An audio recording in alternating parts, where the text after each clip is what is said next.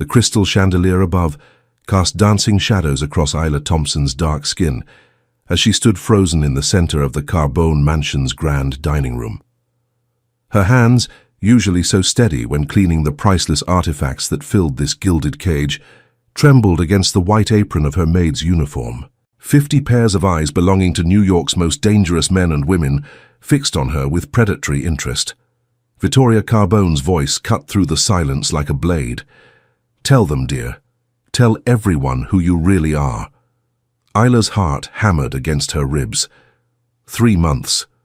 She'd managed to hide her true identity for 3 months while working as a maid in the home of the man she'd grown to love, despite every logical reason not to.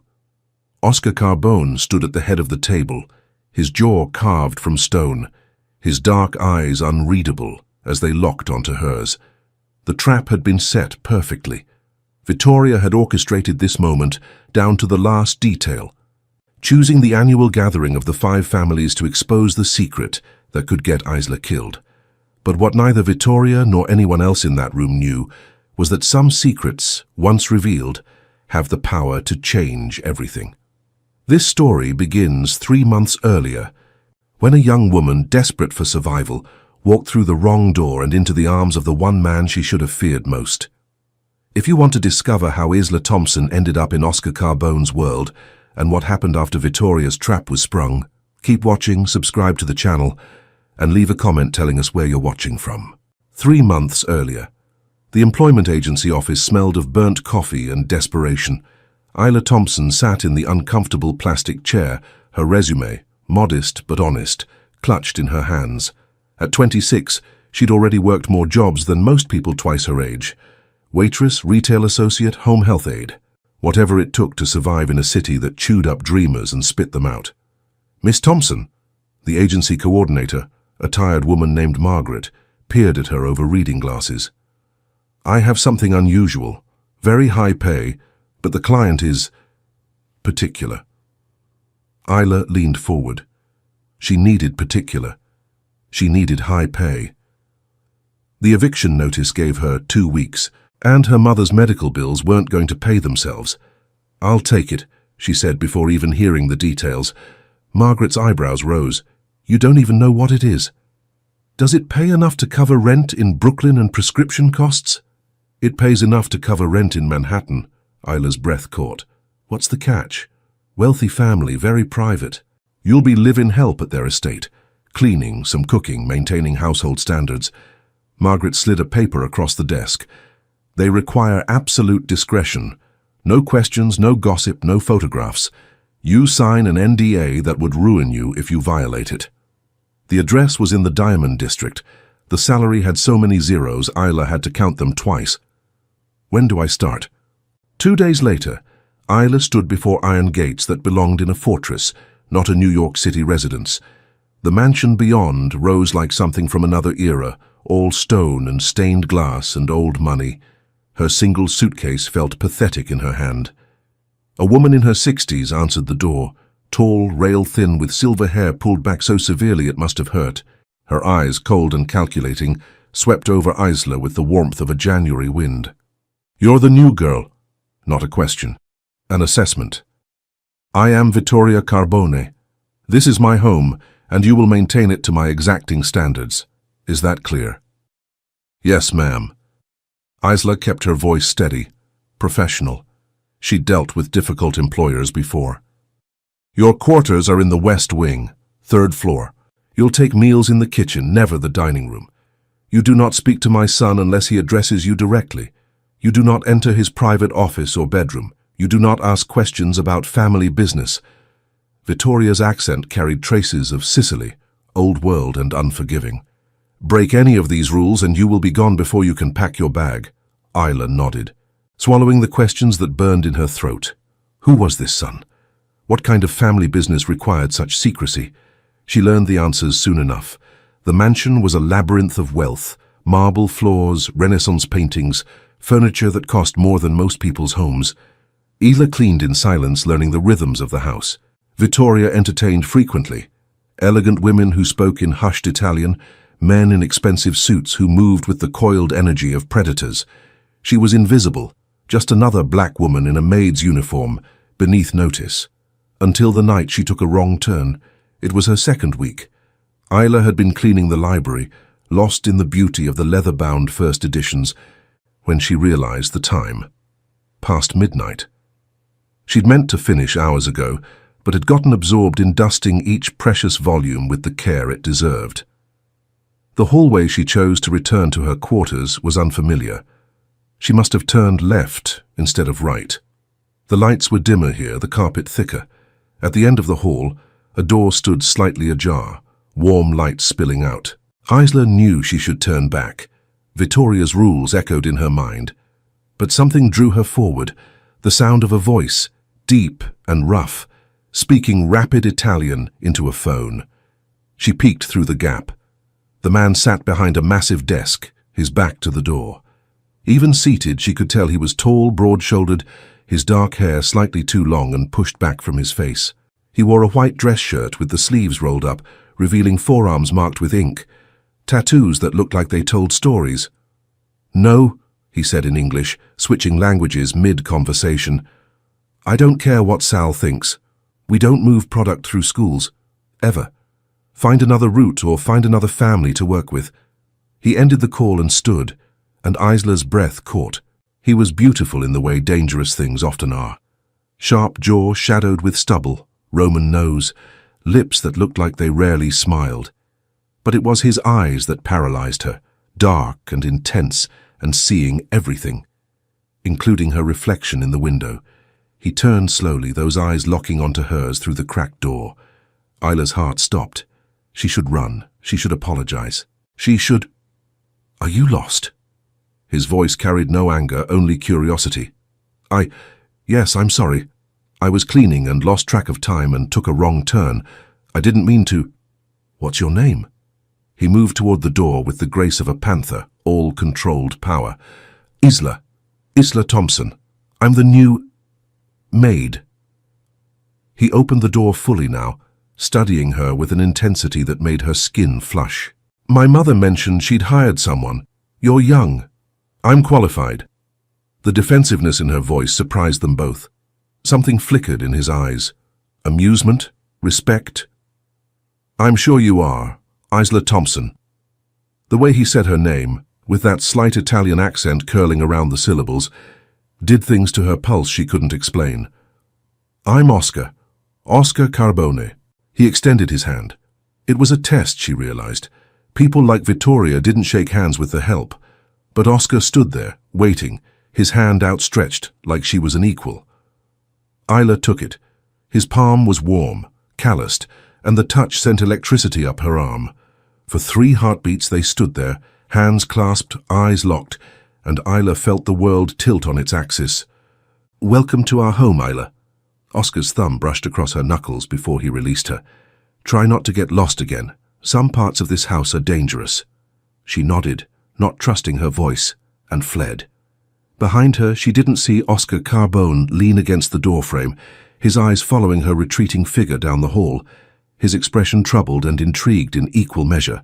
And she didn't see Vittoria Carbone step out of the shadows at the end of the corridor, her face twisted with suspicion and something darker. The game had begun, though Isla didn't know she was a player yet. The days that followed the midnight encounter blurred together in a haze of work and hyper-awareness. Isla cleaned with robotic efficiency, but her mind was always elsewhere, tracking Oscar's movements through the house, the sound of his voice carrying from distant rooms, the lingering warmth of his handshake that she couldn't seem to forget. He was everywhere and nowhere. Sometimes she'd feel eyes on her and turn to find him watching from a doorway, his expression unreadable. Other times, she'd hear his laughter from the garden where he took calls, the sound so unexpected and warm it made her chest ache. Vittoria noticed. Of course she noticed. "You seem distracted, girl." The older woman's voice cut through Isla's thoughts as she polished the silver in the formal dining room. "I expect perfection, not daydreaming." "Yes, ma'am. Sorry, ma'am." Vittoria's eyes narrowed. "My son is not for you. Whatever foolish thoughts are in your head, remove them. Men like Oscar Carbone don't marry maids. They use them and discard them." The words stung because they echoed Isla's own thoughts. She knew better than to develop feelings for her employer. She knew the gulf between them was unbridgeable. She knew all of this, and still her traitorous heart raced every time he entered a room. "I understand, Ma'am. Do you?" Vittoria stepped closer, her perfume expensive and suffocating. "Do you understand that this family has enemies? That getting close to my son puts a target on your back? That women far more suitable than you have tried and failed to catch his attention?" Isla met her eyes, drawing on reserves of strength her father had taught her before he died. "I'm here to work, Mrs. Carbone, nothing more." It was a lie, and they both knew it. That night, Oscar requested dinner in his study. Isla's hands shook as she prepared the tray. Pasta aglio e olio, the simple dish she'd learned from watching the previous cook, before Vittoria had fired her for some imagined slight. She knocked on the study door at 8 o'clock sharp. "Enter." Oscar sat at his desk, reviewing documents, a tumbler of whiskey within reach. He'd shed his jacket, and his white shirt pulled tight across his shoulders as he leaned back in his chair. "Your dinner, Mr. Carbone." Isla kept her voice professional, neutral. "Oscar." He stood, moving to the small table by the window. "I told you to call me Oscar." "That wouldn't be appropriate, sir. Neither is you working until midnight every night, but I notice you do it anyway." He pulled out a chair. "Sit with me." "I can't." "It wasn't a request, Isla." Her name again, in that voice that made her bones feel liquid. She sat ramrod straight, aware of every inch of space between them.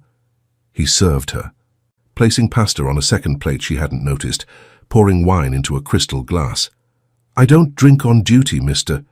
Oscar." He sat across from her, his knee brushing hers under the table. The contact was brief but electric.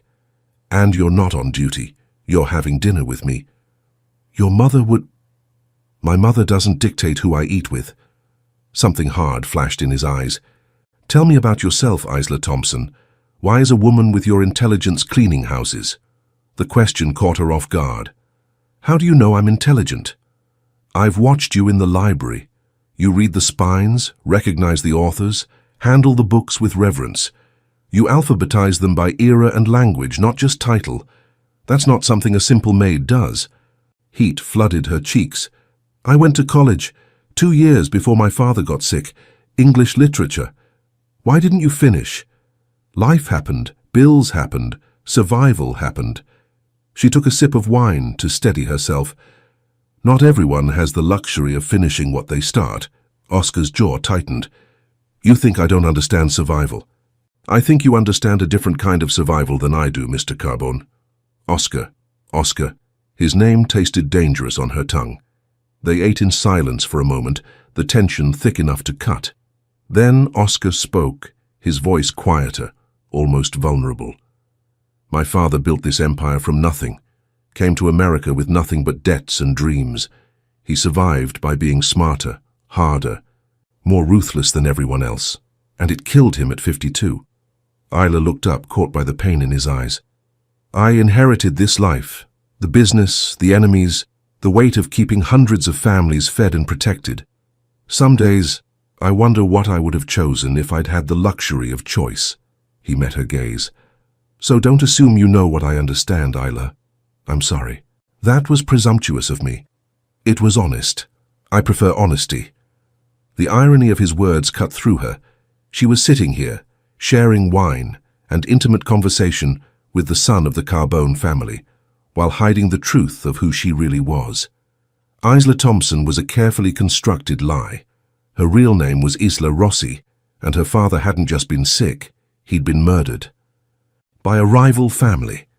In the war that had consumed New York's underworld 5 years ago, a war the Carbones had ended by brokering peace. "What are you thinking?" Oscar's voice pulled her back. "You left me for a moment. Just remembering someone I lost." "Your father?" She nodded, not trusting herself to speak. Oscar reached across the table and took her hand. The gesture was gentle, comforting, and completely inappropriate. She should pull away. She should maintain professional distance. She should...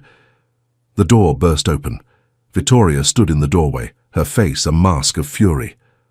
"What is the meaning of this?" Oscar didn't release Isla's hand. If anything, his grip tightened. "I'm having dinner with a friend," A friend? Vittoria's voice dripped venom. She is the help, Oscar. Not your friend, not your equal, not enough. The single word cracked like a whip. Oscar stood, still holding Isla's hand, pulling her up with him. You will not speak to Isla that way in my house. Your house? Vittoria laughed, sharp and cruel. This is still my home, boy. I raised you here, taught you everything, and I'm grateful. But I'm not a boy anymore, Mother. I run this family. I make the decisions. And if I choose to have dinner with Isla Thompson, that is my choice to make. The air in the room crackled with tension. Isla wanted to disappear, to sink through the floor and never surface. But Oscar's hand held hers like an anchor, warm and steady. Vittoria's eyes flickered between them, calculating, assessing. When she spoke again, her voice was ice. Very well. Enjoy your dinner. She turned to leave, then paused. But be careful, my son. Not everyone is who they appear to be. Even pretty maids have secrets. The door closed behind her with ominous finality. Isla's hand went cold in Oscar's grip. Did Vittoria know? Had she already discovered the truth? Don't let her scare you. Oscar turned Isla to face him, his other hand coming up to cup her cheek. My mother is protective and traditional. She'll come around. Isla looked up into his dark eyes and saw her own reflection there, a woman playing with fire, knowing she'd get burned but unable to step away from the heat. Oscar, I should go. Stay. His thumb brushed across her cheekbone. Please. It was the please that undid her. This powerful man, this prince of the underworld, asking instead of commanding. She stayed. They talked until dawn painted the sky pink, sharing stories carefully edited to hide the dangerous truths between them. And when Oscar finally walked her to her quarters, his hand still holding hers, Isla knew she was falling into something that could destroy them both. What she didn't know was that Vittoria Carbone was already making calls, already digging into Isla Thompson's past, already discovering that no such person existed before 3 months ago. The trap was being set. 2 weeks passed in a dangerous dance. Oscar found excuses to be wherever Isla was. The library when she cleaned it, the garden when she trimmed the roses, the kitchen when she prepared meals. Vittoria watched with barely concealed contempt, her comments growing sharper, her criticisms more cutting. You missed a spot on the chandelier. That's not how we fold the linens in this house. My son deserves someone from a proper family, not a nobody with no past. That last comment made Isla's blood run cold. Vittoria was investigating her. She had to be. Oscar noticed the change in Isla, the way she jumped at sounds, the shadows under her eyes. One evening he found her in the library standing before the shelf where she'd once alphabetized books with such care. What's wrong? He closed the door behind him, sealing them in intimacy. Nothing. I'm fine. Isla. He turned her to face him, his hands on her shoulders. I know fear when I see it. Who threatened you? Was it one of my mother's friends? One of the men who visit? No one threatened me. Then why do you look like you're about to run? Because I am, she wanted to scream. Because every day I stay here, I risk everything. Because I'm falling in love with you, and it's going to destroy us both. Oscar, we need to stop this. Whatever this is between us. This? He stepped closer, eliminating the space between them. This is the first real thing I've felt in years. Don't tell me you don't feel it too. It doesn't matter what I feel. I'm your employee. You're... What? Too good for you? Too dangerous? Too complicated? His voice dropped to a rough whisper. Or are you scared because you feel as out of control as I do? All of it? Every reason you just said. And 1,000 more. Then give me one reason to walk away. His forehead rested against hers, his breath warm on her lips. One real reason, and I'll never touch you again. Isla closed her eyes. She could tell him the truth, could admit who she really was, why she'd really taken this job. She'd come to the Carbone mansion for revenge, to find evidence, to destroy the family she'd once believed had helped murder her father. But 3 months of living here had shown her a different truth. The Carbones hadn't killed Antonio Rossi. They'd tried to save him. The war that took her father had been started by another family, the Salvatores, and the Carbones had ended it, bringing peace that had lasted 5 years. Oscar had been 18 when it happened, barely more than a boy, thrust into power when his father died of a heart attack in the aftermath. He'd brokered peace not through violence but through compromise, earning respect even from former enemies. He wasn't a monster. He was a man trying to do right in a world that rewarded wrong.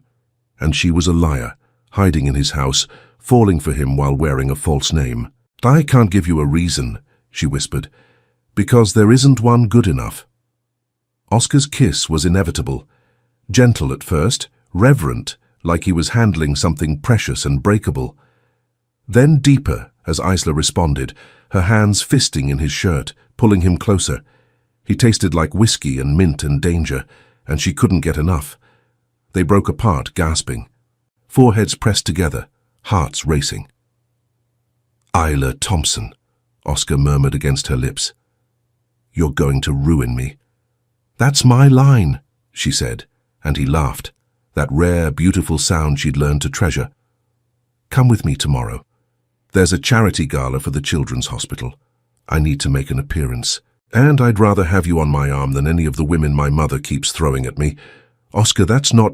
People will talk. Your mother will... I don't care." He cupped her face in his hands. "I'm tired of hiding what I feel.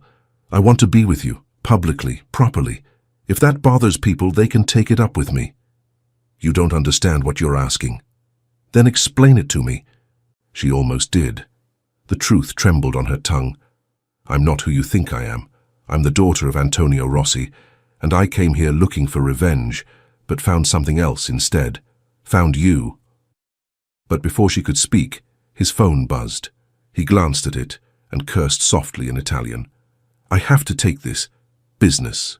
He kissed her forehead, lingering. "Think about tomorrow, please. I'll have a dress sent to your room. Say yes, Isla." She watched him leave, her heart hammering, her lips still tingling from his kiss. In her room that night, she found the dress. Midnight blue silk that cost more than 6 months of her salary. A note in Oscar's bold handwriting. "The color of your eyes when you're trying not to smile at me." Isla held the dress to her chest and let herself cry for the first time in years. Not from sadness, but from the terrifying joy of being seen, truly seen, by someone who made her want to stop running.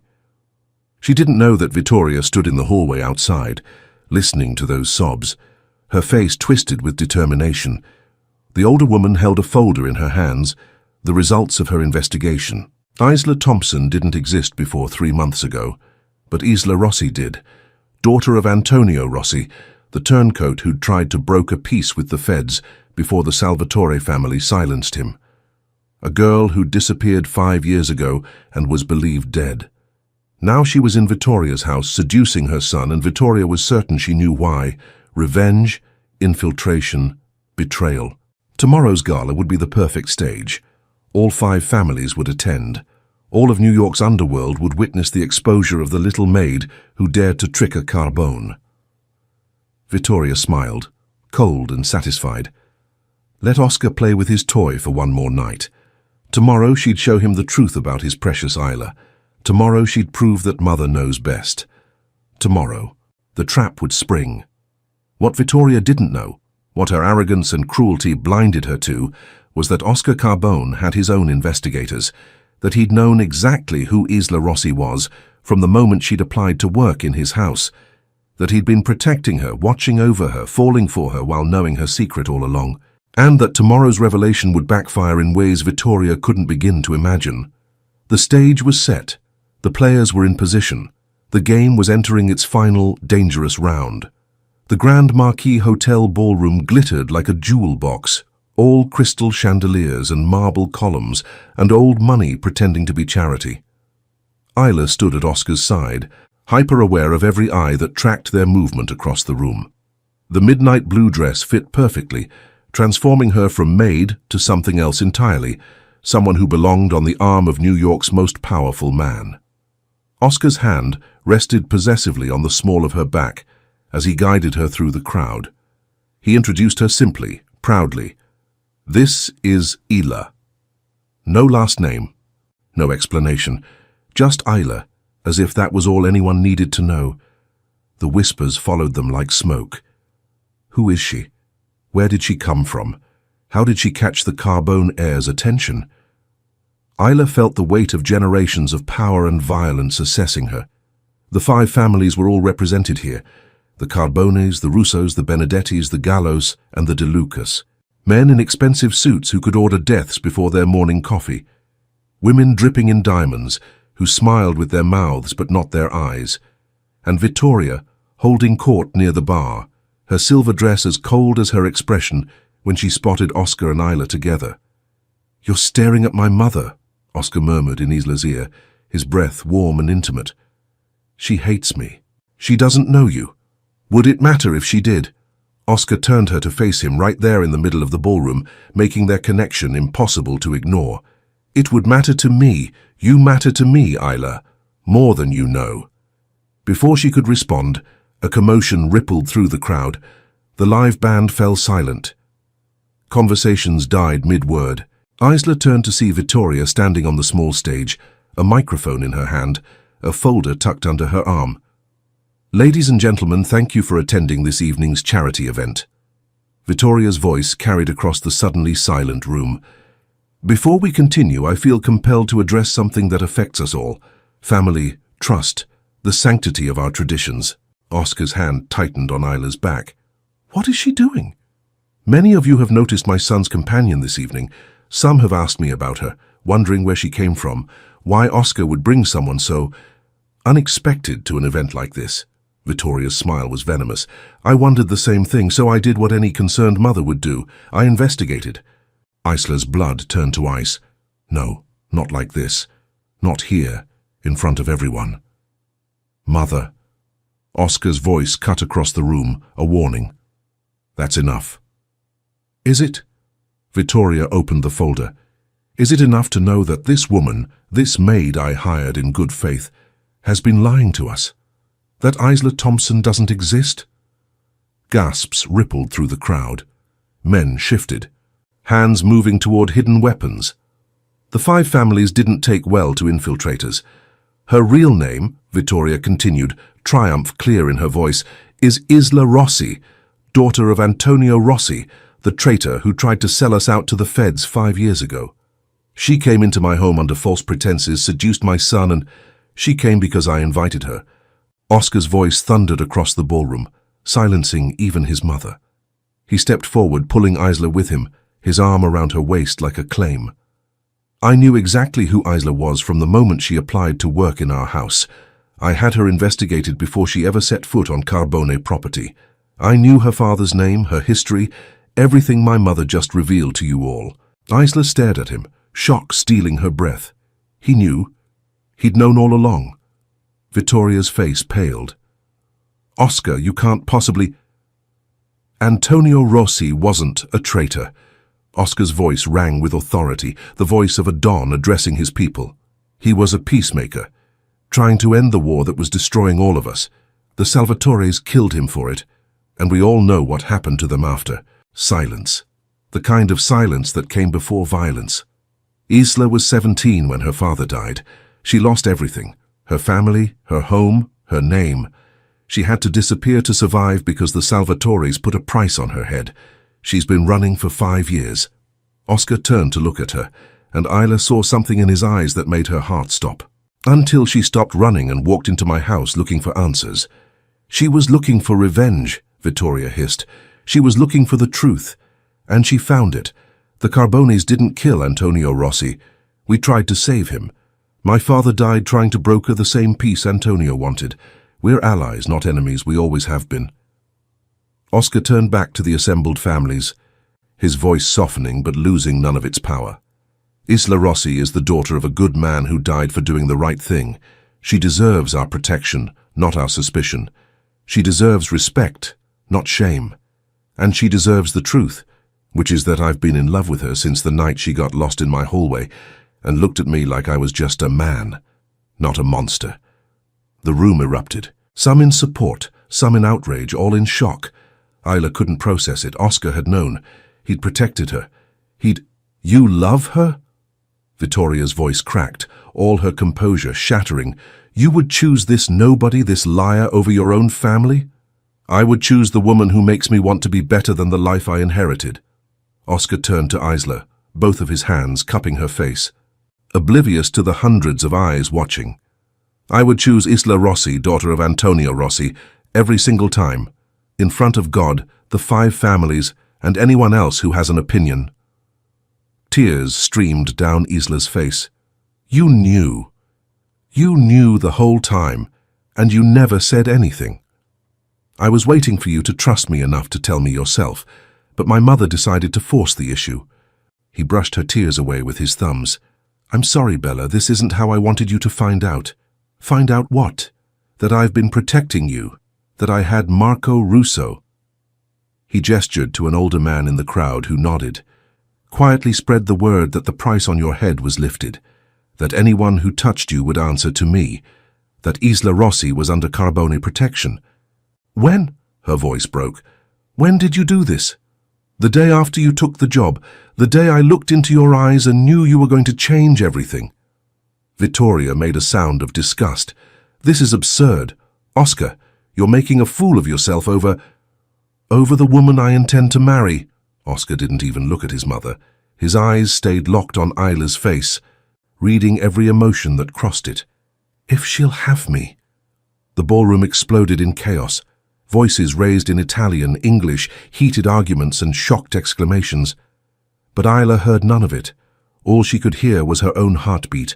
All she could see was Oscar's face. All she could feel was the impossible truth settling over her like a benediction. He loved her. He'd protected her. He wanted to marry her. Oscar, she whispered, I came to your house looking for evidence to destroy you.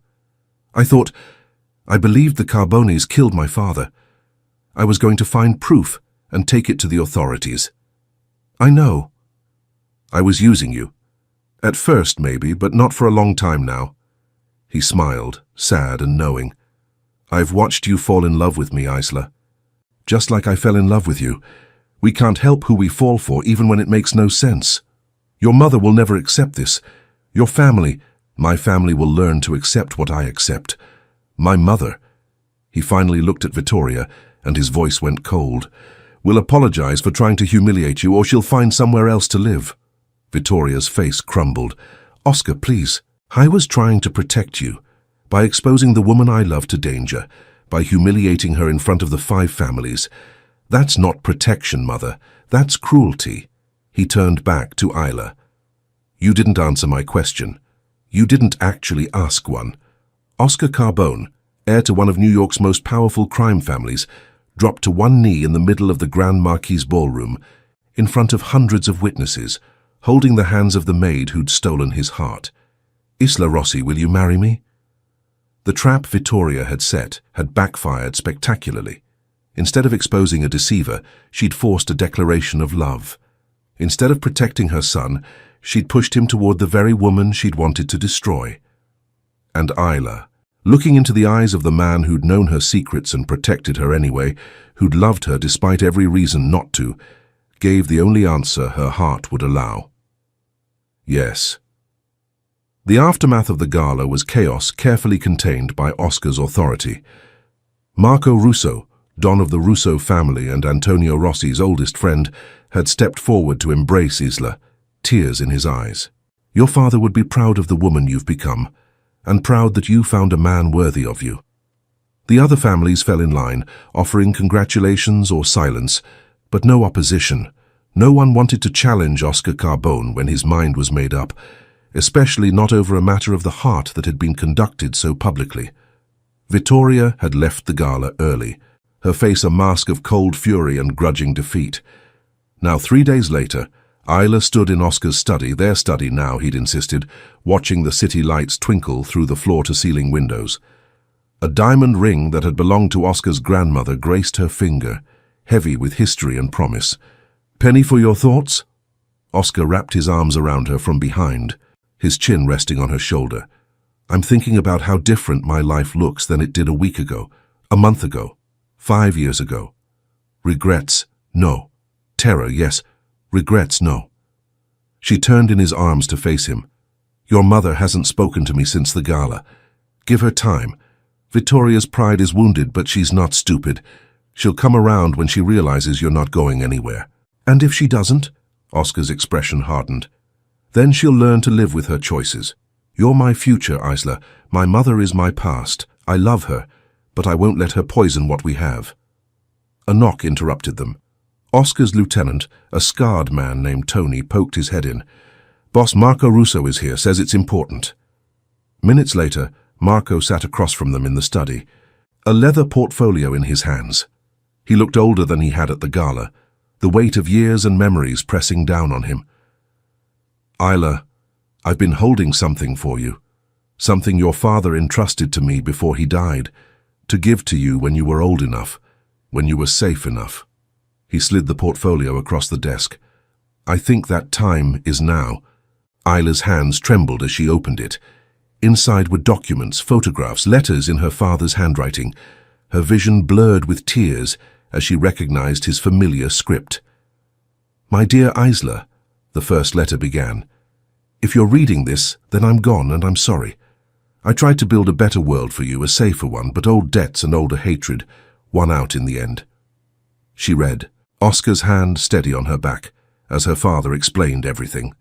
The war between families, his friendship with Marco and Dominic Carbone, Oscar's father, their shared dream of peace, the betrayal by the Salvatores, his final wishes for his daughter, that she live freely, love fully, and never let the sins of their world darken her heart.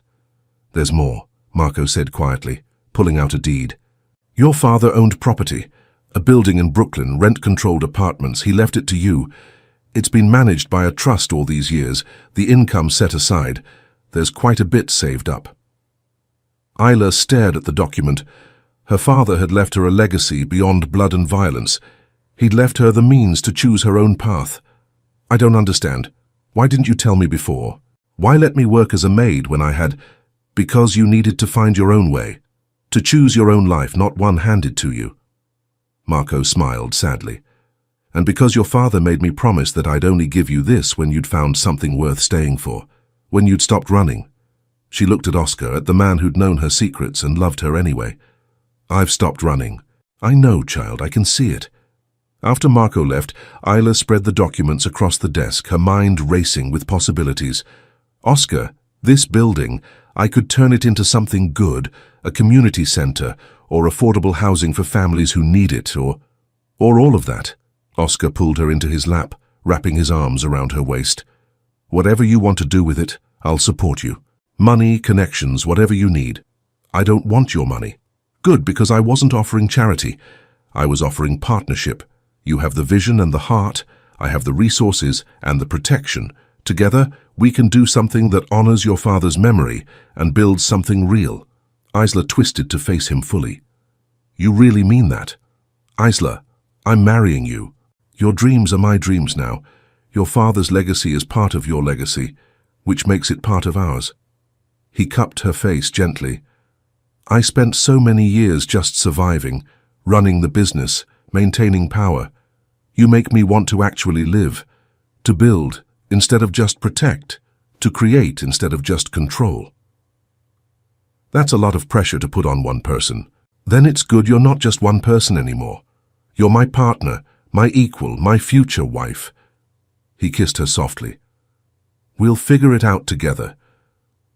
The study door opened without knocking, a privilege only one person in the house took.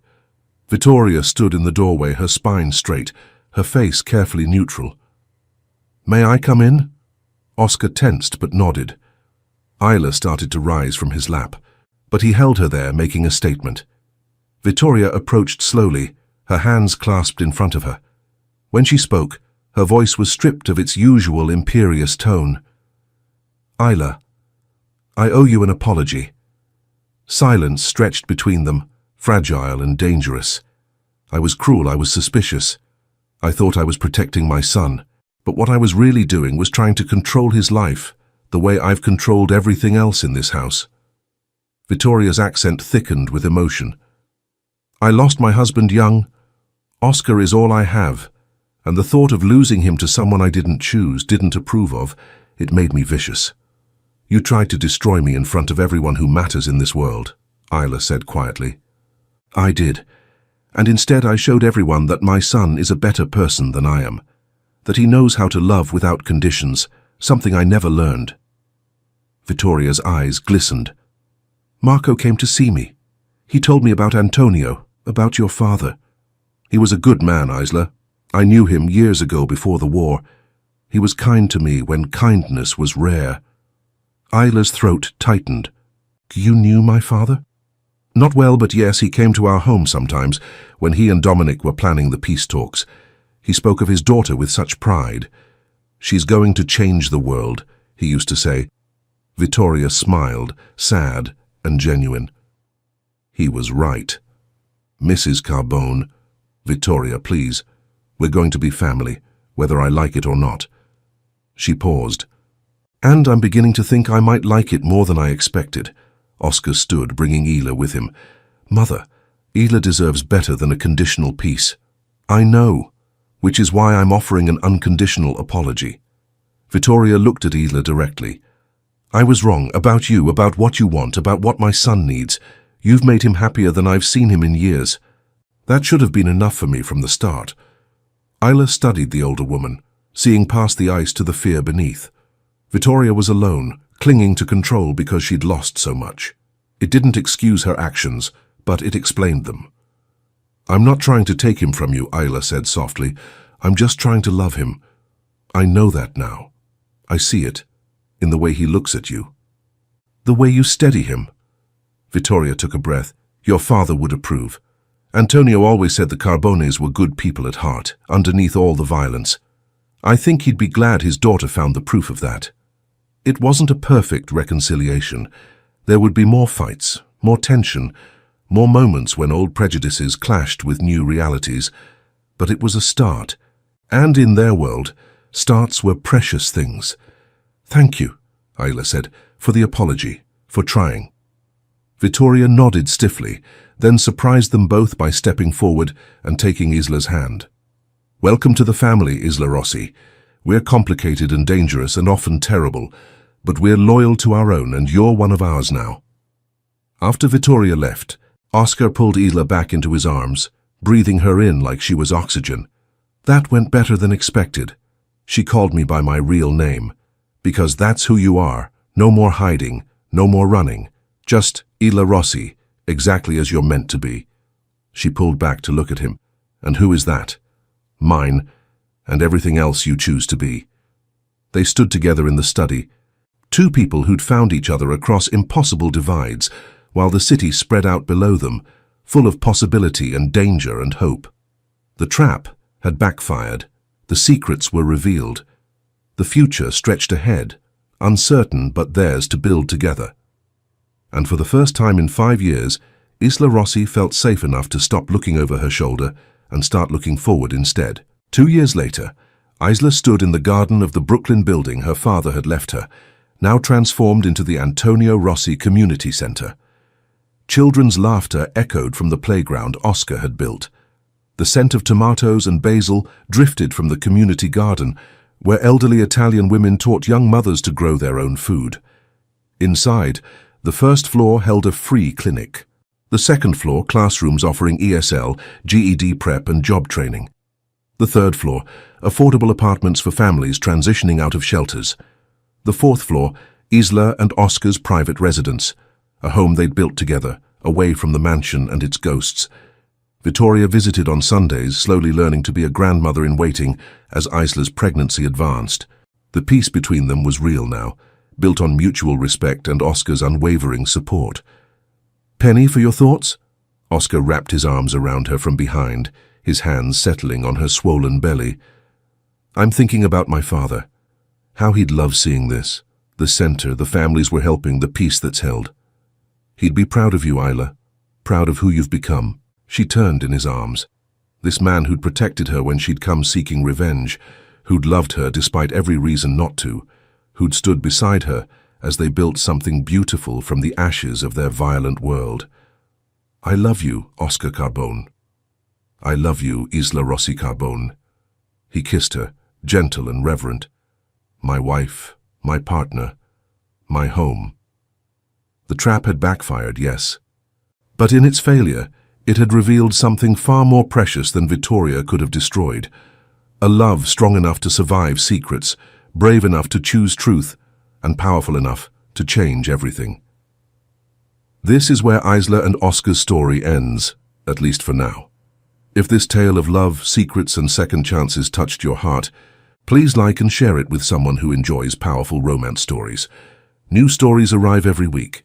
Until next time, may you find the courage to stop running and start living.